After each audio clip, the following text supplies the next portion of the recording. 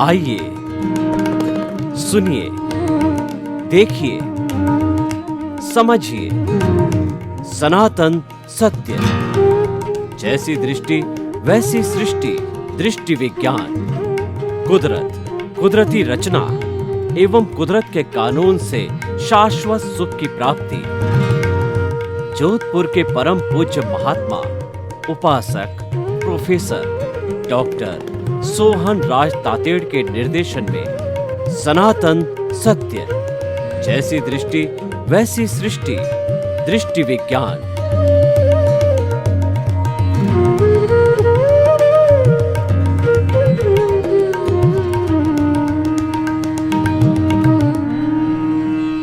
प्राय सभी धर्म दर्शनों ने अविद्या, अज्ञान, राग, द्वेष, मोह, पुण्य, पाप, इन सब चीज़ों को जो है वो मुक्ति के मार्ग में बाधक बताया है। अगर एक शब्द में बात करूं तो अज्ञानता मुक्ति के मार्ग में बाधक है। यह बात व्यक्ति जानता भी है कि मुझे अज्ञानता से दूर रहना चाहिए, परंतु क्या है कि इस माया में लुप्त हो जाता है।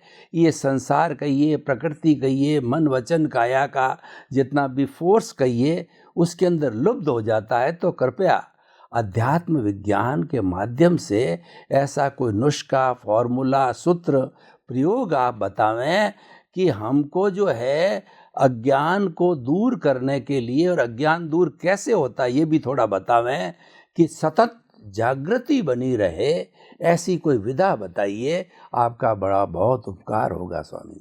बहुत बड़ी बात है सिंपल, मगर हम न समझ सके हैं अभी तक धर्मों के या शास्त्रों के माध्यम से, क्योंकि शास्त्र तो सभी व्यक्तियों के लिए लिखा गया है, बाल मंदिर से लेकर पीएचडी तक के लिए। और धर्मगुरु भी इसी प्रकार की बात करेंगे। उनको भी सामान्य व्यक्ति से लेकर विचारक व्यक्तियों को संभालना है, तो इसलिए उनको भी अलग अलग स्टेप पे, लेवल पे बात करनी पड़ेगी। और जब आम आदमी जो है वो थोड़ा कंफ्यूज हो जाता है, क्योंकि ये भी सही है वो भी सही है, तो वो क्या समझेगा। बात ये है कि हम सत्संग में बार बार आध्यात्म विज्ञान के बारे में बताते हैं कि आध्यात्म विज्ञान का मतलब होता है सामाजिक और धार्मिक धर्म से, सामाजिक और धार्मिक सत्य से ऊपर। यानी जो सामाजिक और धार्मिक सत्य का जो लेवल ऑफ अंडरस्टैंडिंग है, विचारधारा है, उनमें सामाजिक जीवन अच्छा जिए एक विचारधारा है, धार्मिक जीवन अच्छा जिए एक विचारधारा है, उससे ऊपर आध्यात्म विज्ञान है। तो सबसे पहले तो हमको ये समझना चाहिए कि हम अपने जीवन में कौन सा मार्ग चूज करना चाहते हैं। तीनों सही है, तीनों में से एक भी गलत नहीं है, आपके ऊपर डिपेंड है। आपको व्यवहार जीवन उत्तम बनाना है, आपको धार्मिक जीवन उत्तम बनाना है, या तो फिर आध्यात्म जीवन में आगे बढ़ना है।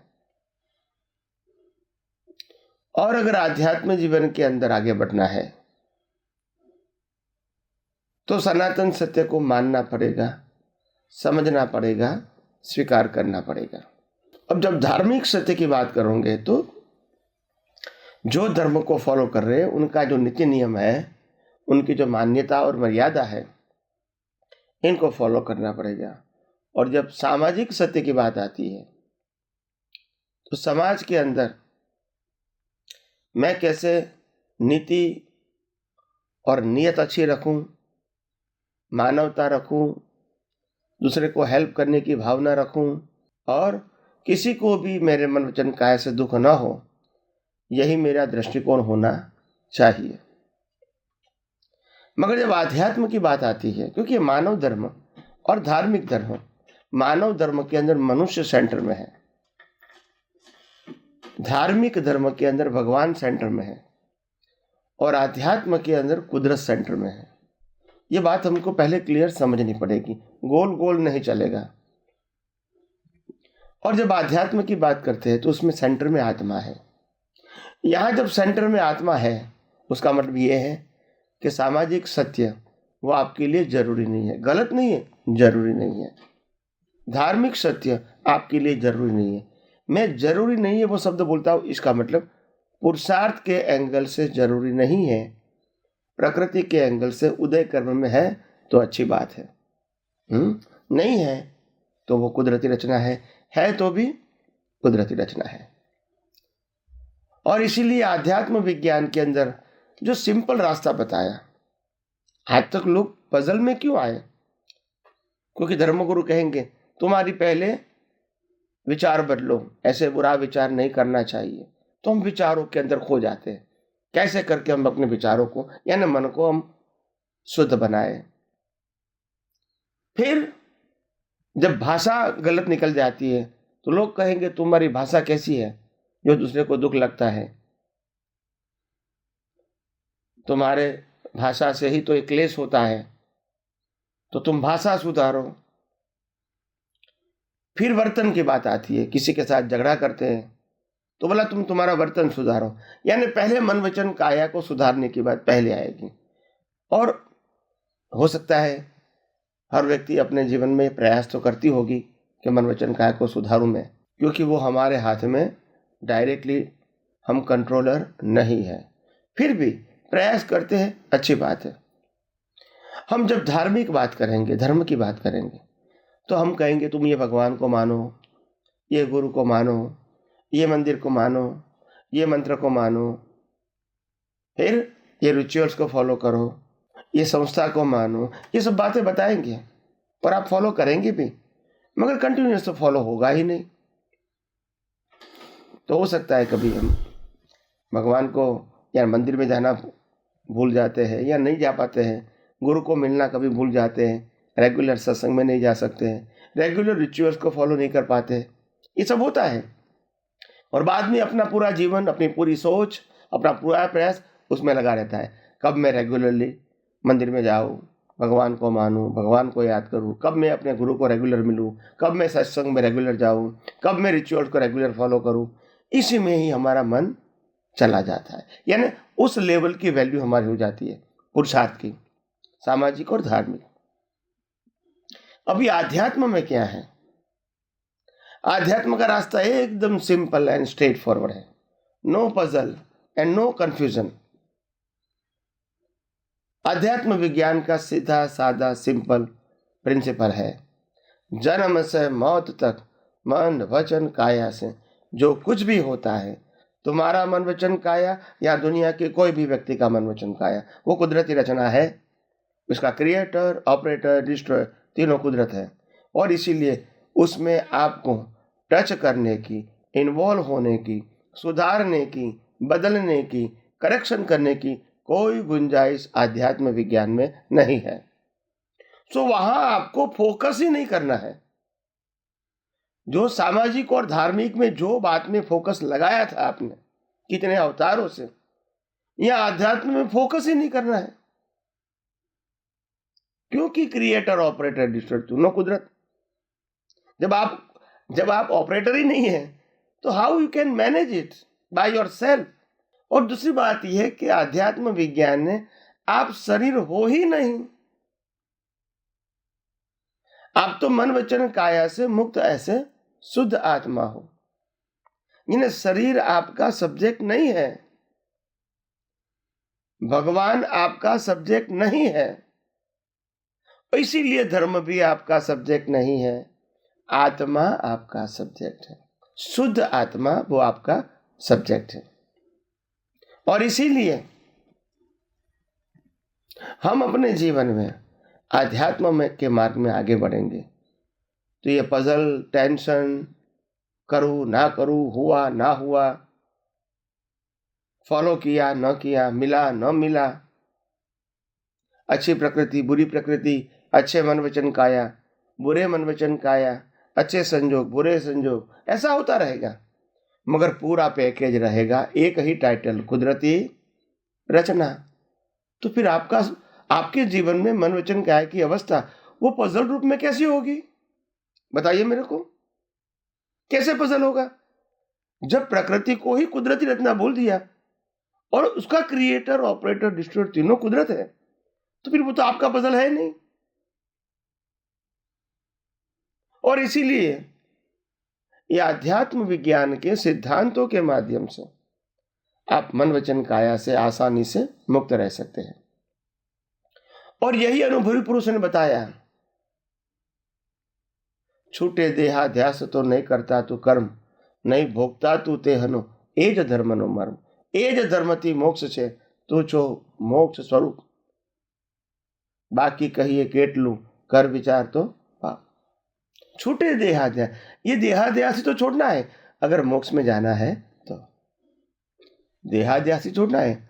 और हम सामाजिक और धार्मिक तौर से देहाध्यास से ही लगे हुए हैं, यही सबसे बड़ी हमारी कमजोरी है।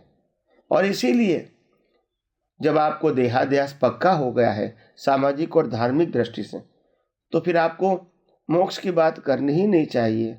सिर्फ समाज में अच्छा व्यवहार करो मन वचन काया से, और धर्म को अच्छी तरह फॉलो करो बस, और पाप पुण्य का मार्ग चलता रहेगा, उसमें कोई मना भी नहीं करता है, उसी से तो पाप पुण्य बनते हैं। मगर आध्यात्म की बात जब आती है तो पाप पुण्य की बात नहीं आती है। और इसीलिए हमको जब आध्यात्म विज्ञान की बात आती है तो रास्ता एकदम साफ है और सिंपल है। हमको प्रकृति में इन्वॉल्व ही नहीं होना है, हमारी या दुनिया की कोई भी व्यक्ति की। हमको प्रकृति को टच भी नहीं करना है, सुधारना नहीं है, बदलना नहीं है, इसको ऑब्जर्व भी नहीं करना है क्वालिटी के आधार से कि मैंने अच्छा किया, बुरा किया, कब किया, क्यों किया, कैसे किया, कितने समय पहले किया, कितनी बार किया, ये सब्जेक्ट हमारा नहीं है। After you try to know the spiritual science, जब आध्यात्म विज्ञान समझने की कोशिश करते हैं तो ये सब्जेक्ट आपका नहीं रहेगा। और इसीलिए आध्यात्म विज्ञान वो मन वचन काया से मुक्त रहने का सब्जेक्ट है, मन वचन काया को बदलने का, सुधारने का सब्जेक्ट नहीं है। मन वचन काया की अवस्था से मुक्त रहना है, यानी वो सही है गलत है वो सब्जेक्ट नहीं रहेगा। भूत और भविष्य आध्यात्म विज्ञान में नहीं रहेगा, जो भी है वर्तमान में रहो, क्योंकि आपको एक ही एंगल से देखना है, कुदरती रचना। फिर मैं क्यों पास्ट में जाऊं, मैं क्यों फ्यूचर में जाऊं, मेरे को क्या पाना है, क्या करेक्शन करना है, क्या सुधार लाना है, क्या पाना है या क्या बचाना है, कुछ नहीं है। और इसीलिए आध्यात्म विज्ञान समझने के बाद जीवन जीना हर व्यक्ति के लिए आसान हो जाता है। आंतरिक जीवन शांत, स्थिर और समाधान वाला हो जाता है। और इसीलिए राग द्वेष होने की संभावना खत्म हो जाती है। हम कहेंगे हम राग द्वेष नहीं करेंगे, हमको राग द्वेष नहीं करना चाहिए, मगर होता क्यों है? जब आप रिलेटिव सत्य को मानोगे, रिलेटिव सत्य को फॉलो करेंगे, कर्ता भाव और मालिकी भाव ही रहेगा आपको, और फिर कहोगे मेरे को राग द्वेष नहीं करना है, कैसे पॉसिबल है बताइए मेरे को? तो बात तो समझनी पड़ेगी ना। ऐसा मुंह पे बोलने से कि राग द्वेष नहीं करना है तो मैं नहीं करूंगा, ऐसा थोड़ी है। होता क्यों है? वो आपकी दृष्टि का करेक्शन की बात है, ये क्रिया के करेक्शन की बात नहीं है। और इसीलिए हमारे शास्त्रों में और महान पुरुषों ने यही कहा है, जैसी दृष्टि वैसी सृष्टि। So you have to correct your vision, not speech, thought and action.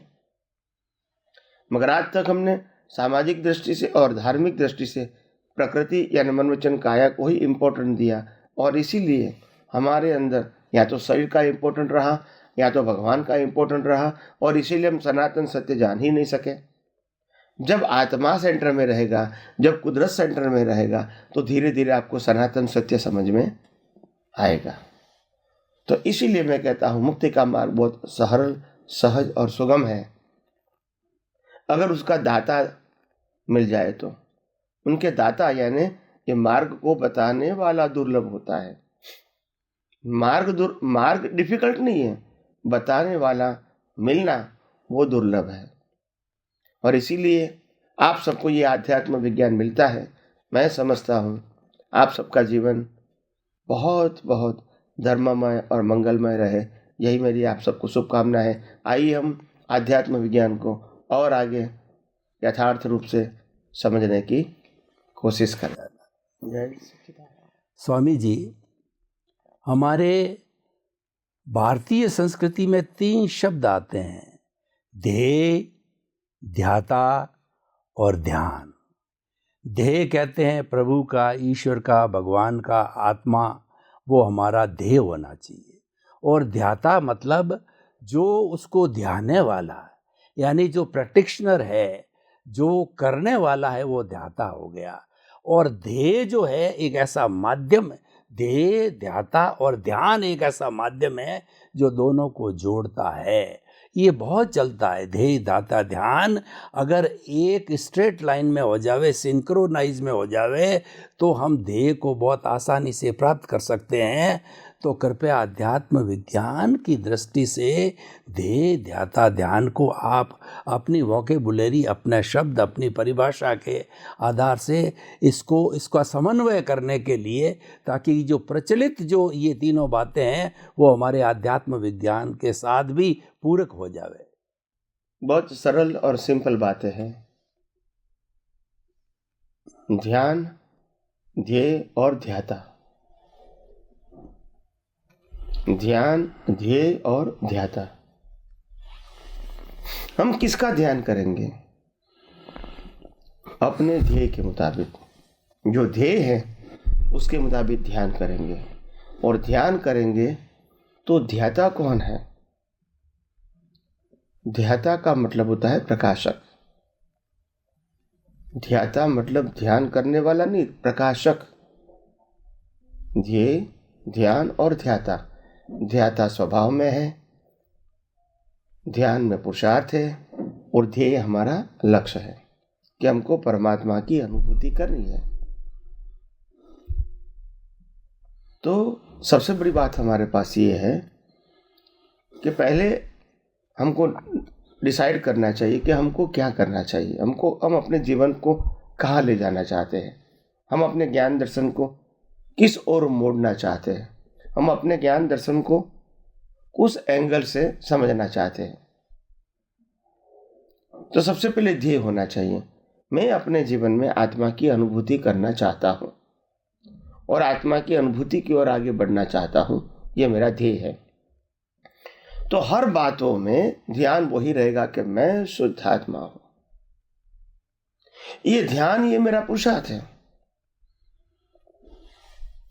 और ध्याता का मतलब होता है जो शुद्धात्मा है वो ही तो प्रकाश है, उनकी प्रकाश में तो मैं पुरुषार्थ कर रहा हूं। ये ध्यान और ध्याता।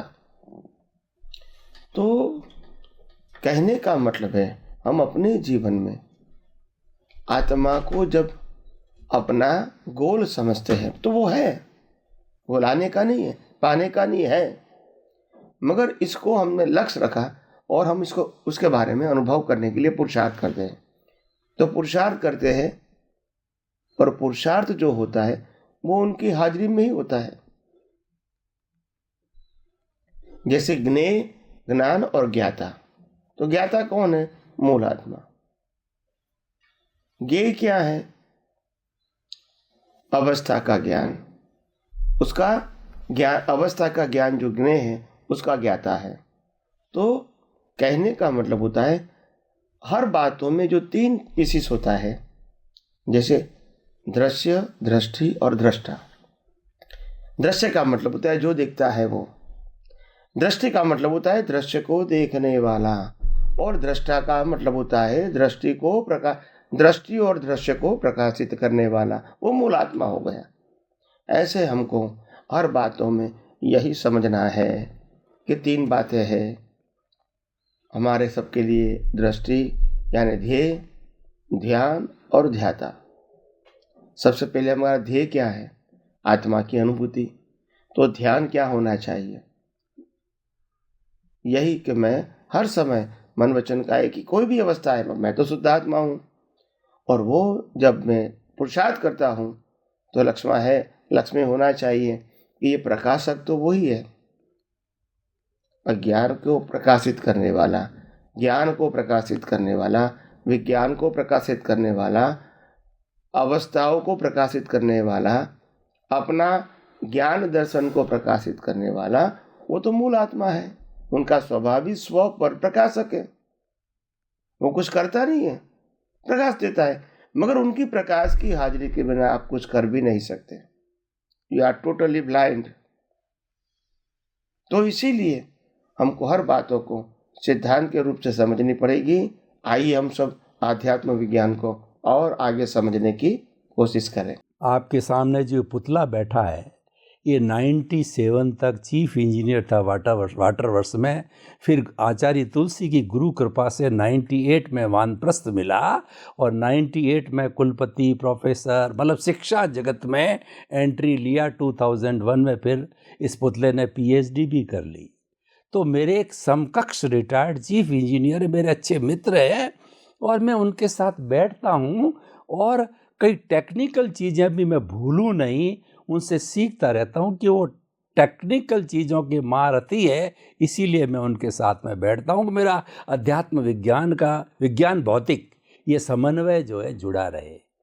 वो प्राय कहते हैं कि सोहन राज जी अपन एक ही लाइन में आप अध्यात्म में चले गए, शिक्षा में चले गए। मैं चीफ इंजीनियर और आज भी इस उम्र में भी मुझे कोई कमी नहीं, आनंद है, गाड़ी है, घोड़े हैं, मेरी पत्नी है और मेरे पूरा परिवार है, मेरे धन है, दौलत है, बंगला है, मतलब मेरे ऐश्वर्य में कोई कमी नहीं। और आप बार बार मुझे जब आते हो बताते हो कि ब्लिस की बात करते हो, मोक्ष की बात करते हो और जो है उसके सूत्र बताते हो, तो बताओ कि मैं जब इतना ही आनंद में हूं तो मोक्ष में जाकर के क्या करूं और मोक्ष किसने देखा है। तो मैं उनको कहता हूं कि भाई रीबर्थ है, पुनर्जन्म है, सारी बातें हैं।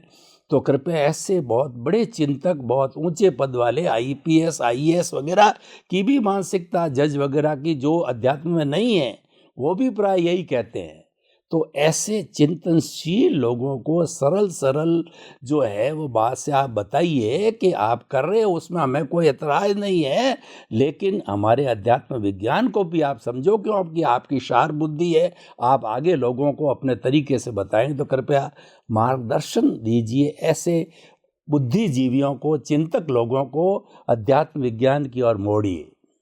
बहुत सरल बात है और सहज बात है कि इंसान भले पढ़ा लिखा है, विचारक है, और विचारक संपूर्णता से तो नहीं है, मगर जो अपनी फील्ड है उसमें विचारक है और अपने पुण्य से उनका जीवन अच्छी तरह बिना बाधा या बिना रुकावट चल रहा है। अच्छी बात है, पुण्यशाली है। अगर वो विचारक होता, अगर ब्रॉड विजन वाला, तो वो सोचता क्या मेरा ये स्वास्थ्य परमानेंट ऐसा रहेगा? क्या मेरा परिवार, माता पिता के साथ, भाई बहन कहो, पति पत्नी कहो, बच्चे कहो और मेरे फ्रेंड्स रिलेटिव्स कहो, क्या हर समय ऐसा ही रहेगा?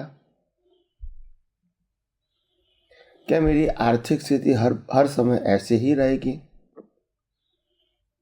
क्या मेरे जीवन के हर संजोग, जो मैं कहता हूँ मेरी बुद्धि है, मेरे पास स्किल है, नॉलेज है, एक्सपीरियंस है, हर समय ऐसा रहेगा? सोचो।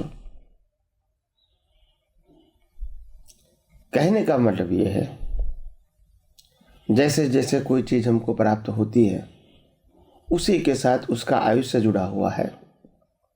आप इंजीनियर हैं, हो सकता है आप बहुत गोल्ड मेडलिस्ट है, या तो आप आपके फील्ड में मास्टर है, हो सकते हैं। It is good, not bad, मगर ये भी तो समझना पड़ेगा कि जैसे जैसे एज होती जाएगी आपका स्वास्थ्य अच्छा नहीं होगा और धीरे धीरे आप उनसे, आपका लगाव अलग हो जाएगा, आपके प्रोफेशन से, फिजिकली कहो, मेंटली कहो। धीरे धीरे ये सब चीज़ें लुप्त हो जाएगी या तो माइल्ड हो जाएगी, एक्टिव फॉर्म में नहीं रहेगी। और सबसे बड़ी बात तो यह है कि नेक्स्ट बर्थ में तो कैरी फॉरवर्ड होगी ही नहीं। या आपकी स्किल कहो, नॉलेज कहो, डिग्री कहो, अनुभव कहो, जो भी कहो, नहीं आगे होगा। तो आखिर हमको सोचना पड़ेगा कि this is only for 30, 40, 50, 60 years only, और उसको हमने वैल्यू बना दिया कि आगे भी हमारा लाइफ है, उसके लिए भी सोचे। आज हमको अच्छी तरह सुख सुविधा मिल रही है, पैसा भी मिल रहा है, परिवार भी अच्छा है, हम सब कुछ जो हमारा फील्ड है उसमें जानकारी भी अच्छी हमारी है, अच्छी बात है। मगर ये आप मत भूलो कि बचपन से लेके आज तक आपको जो कुछ भी संजोग पॉजिटिव मिले हैं वो पिछले अवतार के आपके पुण्य का ही फल है। आपको खुद को भी मालूम है कि कहीं सारे बालक या बच्चे अपने जीवन में कुछ करना चाहते हैं मगर नहीं कर सकते, क्योंकि उनकी सामाजिक स्थिति, आर्थिक स्थिति ठीक नहीं होती है। तो अच्छे अच्छे स्टूडेंट भी, अच्छे अच्छे बालक भी एजुकेशन के फील्ड में आगे नहीं बढ़ सकते हैं। ये भी एक संजोग है। ये भी हो सकता है कि बिना पढ़ा लिखा आदमी भी भौतिकता के बारे में, लक्ष्मी के बारे में बहुत आगे बढ़ सकता है। मेरा कहने का मतलब ये है कि सिंपल बात ये है कि जो थिंकर पीपल होते हैं वो आगे का सोचते हैं कि फिर क्या, फिर क्या, फिर क्या। अगर मैंने बचपन में खेल लिया, आगे क्या? पढ़ाई कर लिया, डिग्री प्राप्त कर लिया, आगे क्या? पैसा कमाया, आगे क्या? शादी कर लिया, आगे क्या? बच्चे को जन्म दे दिया, आगे क्या? इनको पढ़ाया, उनकी भी शादी करवाई, आगे क्या? हम रिटायर हो गए, आगे क्या? फिर एक दिन हमको मालूम है कि जो कुछ हमने आज तक किया, शरीर के लिए किया, परिवार के लिए किया, समाज के लिए किया, अपने भविष्य के लिए किया, आखिर ये सब कुछ तो छोड़ना है और नेक्स्ट बर्थ में स्टार्ट फ्रॉम द जीरो।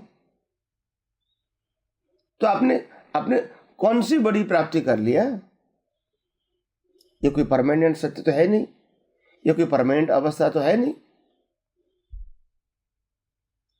तो मेरा कहने का मतलब है कि हमारे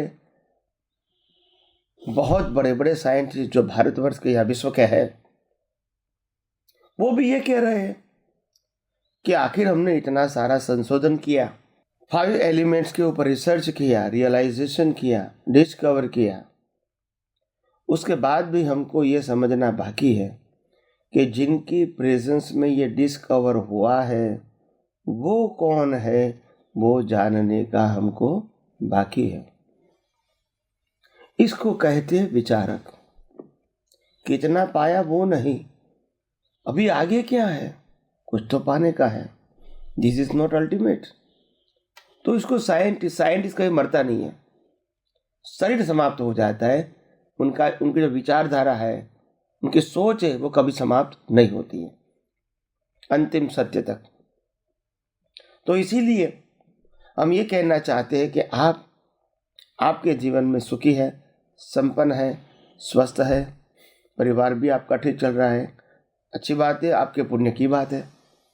मगर एक बात तो आपको ध्यान में रखना पड़ेगा कि शरीर को तो एक दिन जलाना ही है, परिवार और संपत्ति को छोड़ना ही है, डिग्री भी यहाँ ही छोड़ना है, और जो साथ में आने वाला है वो सिर्फ आत्मा के साथ कर्म आएगा, जो कर्म की भुगतान हमको नेक्स्ट बर्थ में मिलेगी। ये भी तो हमको सोचना पड़ेगा। और इसीलिए इस अवस्था जो वर्तमान में हमारे पास है, इसका अहम मत करो। एक दिन समाप्त संपूर्ण हो जाएगी और हर समय समाप्त हो ही रही है हमारे आयुष्य कर्म के साथ। तो आइए हम सब यही आध्यात्म विज्ञान को और गौर से, यथार्थ दृष्टि से, विशाल दृष्टि से, एक थिंकर के हिसाब से समझने की कोशिश करें और अपना जीवन खुद का ही धन्य बनाएं।